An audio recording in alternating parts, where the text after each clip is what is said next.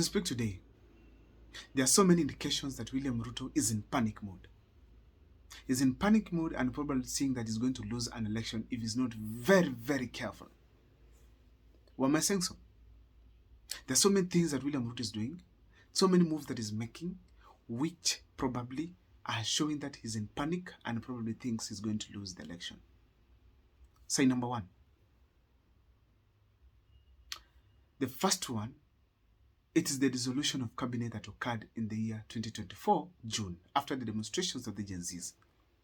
William Ruto admitted that the public is completely against him. That's the first sign that was there that William Ruto is going home. So to try and bring the public on board is simply make some drama dissolution of the cabinet, and of which he did that. That was the first sign that William Ruto has lost it, and the public is no longer having any confidence in him. So he decided to dissolve the cabinet in line with what the public wants. That's the first sign. The second thing, constant cases in courts that William Ruto is having against, which some of due to the moves that he's making against the constitution. You realize at some point, everything that William Ruto is making, it's being rejected. That's a serious sign that William Ruto is in panic mode and is going home. So that because he's making desperate decisions without considering the law, simply to impress the public. But he's still losing it. Another thing that William Ruto is losing is the fact that you're having him looking for allies right, left, and center. He started with Raila Amolo Odinga and the ODM party. Raila Amolo Odinga gave him 4 members of ODM, and he himself again joined the government because he's now supported by William Ruto to go to the AU seat. And as a result, that's a clear indication that William Ruto did not believe in himself alone. He needed Raila Amolo Odinga for him to get some protection in this country. And actually, Raila Amolo Odinga, to some extent, brought some impression that probably William Ruto is safe. Until, according to the NIS, William Ruto realized that Raila Amolo Odinga is not bringing enough on board. Despite having Joho, despite having Jonet, despite having Opeyo Wandayi, despite having Mbadi, despite having Raila Amolo Odinga himself, he felt like the votes are still not enough for him. Despite even having the entire Western Kenya leaders, top leaders, he still doubts himself of being the president in 2027. Despite all these people on board, he's making desperate visits. He's come to Kisii here to celebrate the new year. No impact felt because of the poor projects that he launched that right now are not even ongoing. He's moving across even to Western Kenya itself, trying to reach out to the people there. You have the leaders. Instead of going there to take development and sell you still feel like that's not enough. Let me make unnecessary trips to these regions. So the unnecessary trips have been too much that even Kenyans are now feeling that this is enough. He's coming here and there's nothing that is happening. So William Ruto is very common to these regions. Another sign, it is after Raila Amolo Odinga has failed to bring votes to William Ruto. William Ruto went back to his home, dreamt of still going for Uhuru Muigai Kenyatta. That's another big sign that William Ruto is desperate. He felt like without Mount Kenya, he's not going to win the presidency. If another leader comes on board, very powerful, gets the support of Mount Kenya and a few votes across the country, and then it happens that popular leader, that leader is popular, then William Ruto is going home.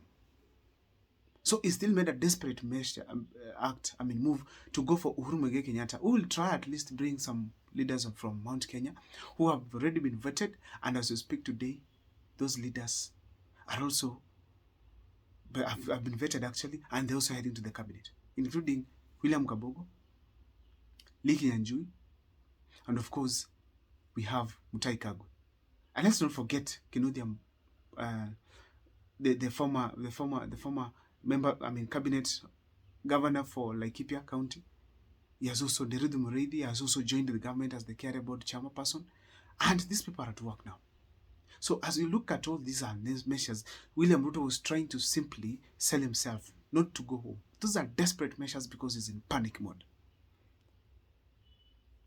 Now, if you also check critically, they are not winning the ground for William Ruto. Right, left, and center, the ground is shifting from William Ruto, particularly the Mount Kenya region, because Itungati by Rigathi Gachagua is also taking effect. Another thing that is showing that William Ruto is going home is that the speeches made by his close allies. Look at Oscar Sudi.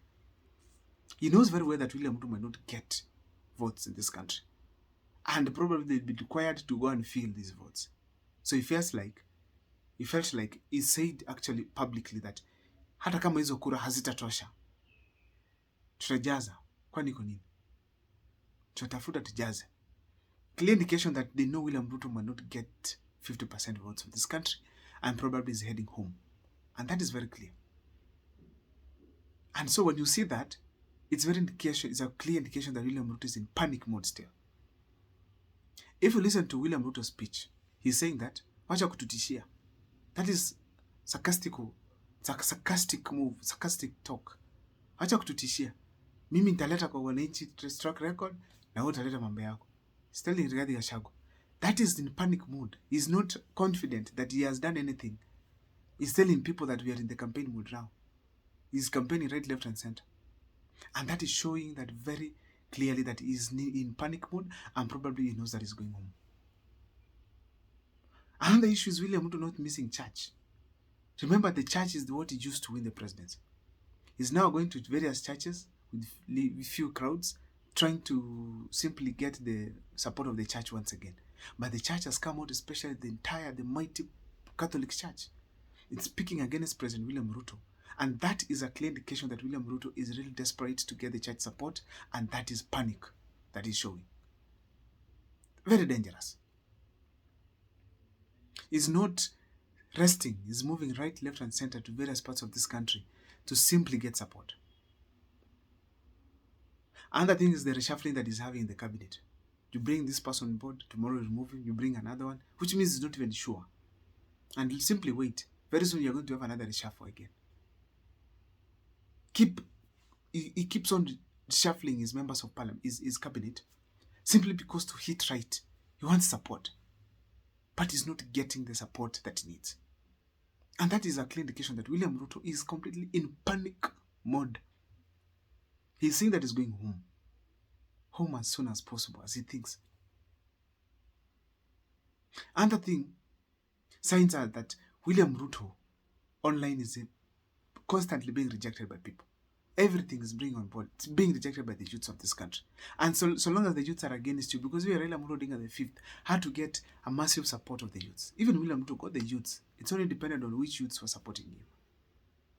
So long as you use the support of the youths, you lose the support of the youths, you're done. It's also a very dangerous thing. And William Ruto knows that very well.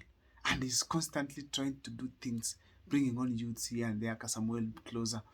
And which it means very clearly that William Ruto is in panic mode and probably is going home in 2027. Those are my signs that I have comfortably highlighted here on this video on why I feel strong that William Ruto is in panic mode and probably is going home. See you next time for more videos. My name is Abel Mukwa.